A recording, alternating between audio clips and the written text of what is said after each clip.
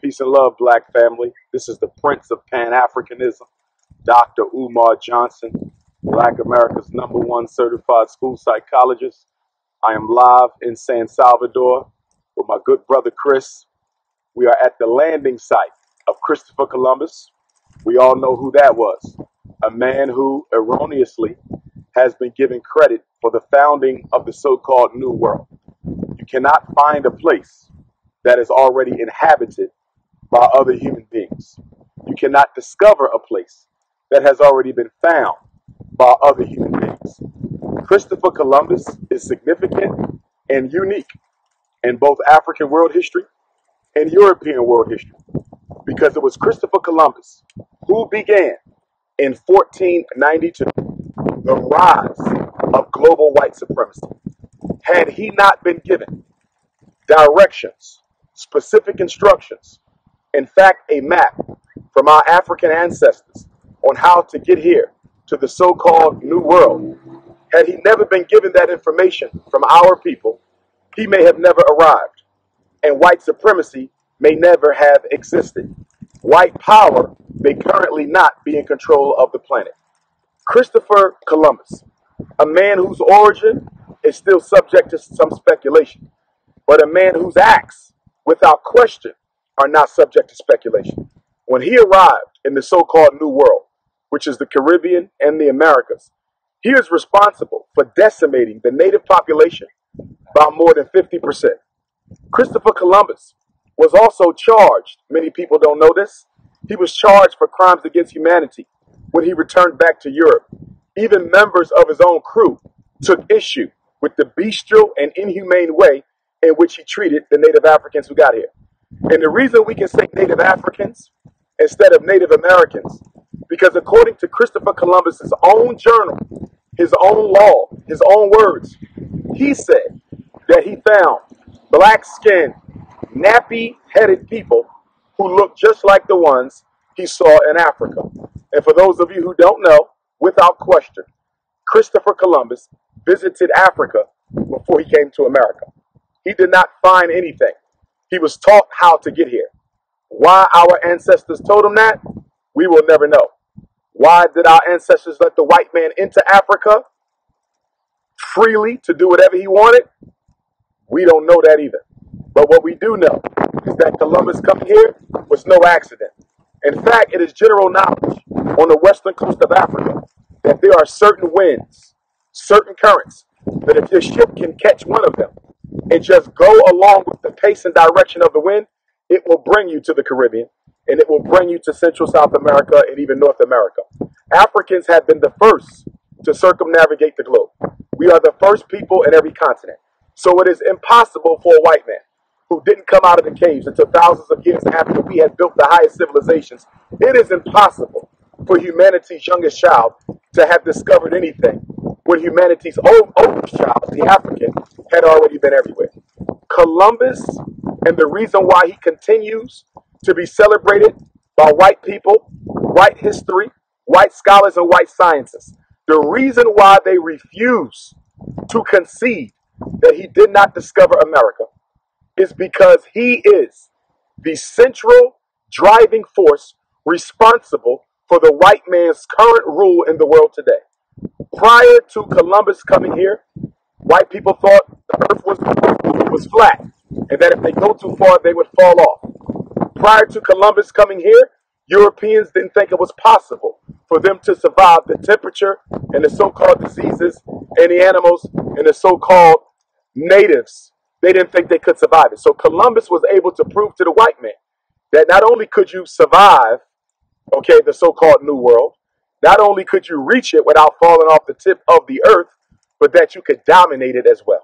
Columbus wrote in his diaries that with only a population of a few people, we could and control the entire population of the so-called New World. Columbus misinterpreted, as so many Europeans do. He misinterpreted the humanity and the compassion and the hospitality of our ancestors. And they treated it as weakness and they treated it as naivety. It's the same thing they did in Africa.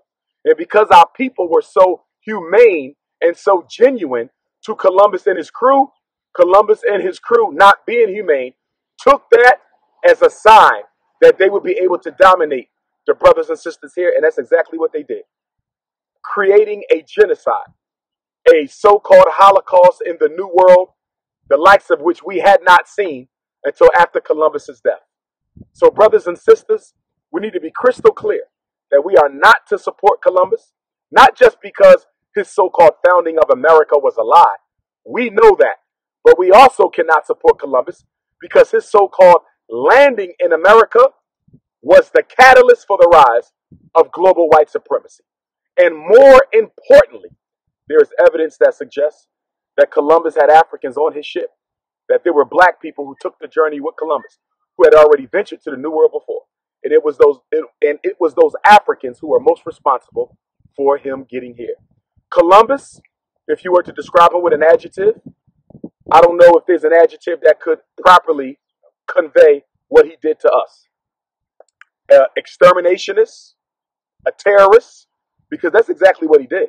Christopher Columbus was an African world terrorist, which is ironic because right now the European seeks to identify and label anyone who disagrees with his policies as a terrorist. Well, how can you be anti-terrorism when your number one hero in world history is one of the greatest terrorists of all time? Brother Chris. All right, man. So you all have it here live and direct from San Salvador, right? And just to add what the prince was saying, so one of these black people that was on the ship was a man by the name of Pedro Alonso Nino. They used to call him Pedro the Moor. And as a matter of fact, he was behind the helm in the Santa Maria. Okay, so it even shows you that Columbus himself was a complete idiot. And then he actually stole the loggings of that route from Pedro Alonso Nino and kept it for himself so that he'd be able to come back. And that was how he's able to keep coming back to the so-called New World. All right. Now, the group that was here when he arrived were called the Lucayans. And this area prior to Columbus's arrival, this island was called Guanahani.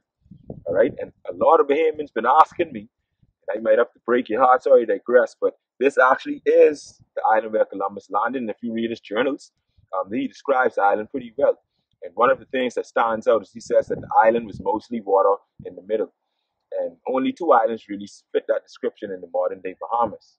All right. And when Columbus came here, there are between 50 and 70,000 Lucayan people in the entire Bahamas. All right. And he, as Dr. Umar said, he wiped them out. He even did things like use their meat as dog food for his dogs. One of the first things this man did was set up brothels for prepubescent girls.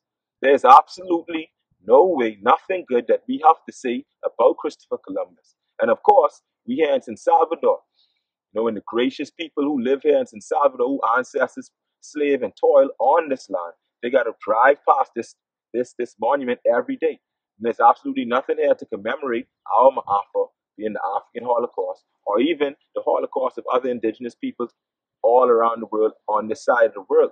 You understand? And then in Nassau, in New Providence, we drive past the most prominent statue in our entire country, which is Christopher Columbus. This statue, they told us to lie that, the slaves built this statue because they were angry that the governor was leaving and they loved this governor who was there, James Carmichael Smith. But what we find out now is that this statue was actually commissioned by a man by the name of Washington Irving. Washington Irving was the same man who wrote Sleepy Hollow. So this statue that we have, that is the most prominent statue in our entire country and has been for a very long time, you understand? This statue was actually a part of the propaganda that turned Columbus into a hero. And if you look at the Bahama Argus in May 1832, they have the document right there where it says that Columbus ordered the statue and it was commissioned by Washington Irving and it came from Venice and it was right there stuck at the harbor. So none of our ancestors played a role in the building of this marble statue that stands there. All right, and all of this was just one big part of the big propaganda machine done by Washington Irving. And even though the Bahama Argus was a racist newspaper, a racist pro-slavery newspaper at that, they were still able to ridicule James Carmichael Smith and particularly Washington Irving for even trying to present Christopher Columbus as a hero. So you even had racist, serious slave masters or enslavers, I should say, who saw Christopher Columbus as a devil, but we supposed to see him as a hero. And now today, we have more people, more places named after Christopher Columbus than any other person in the world. So I'd like to thank Dr. Umar Johnson for being here. It's really surreal. It's powerful. This is history in the making. A lot of people say, when someone's making history, they don't know, but we can definitely see that and to help the Prince of Pan-Africanism come to Little San Salvador to contextualize Columbus, contextualize Alma Ata. It's something that I'm extremely grateful for, and I'm sure the entire Bahamas and even wider the entire African diaspora needs to know these things, and we need to come together to fight against these neo-colonial sentiments that still plague our communities. All right, so this is Christopher Davis, African of Ube, with the Prince of Pan-Africanism, aka Real Monger, and we out. Peace.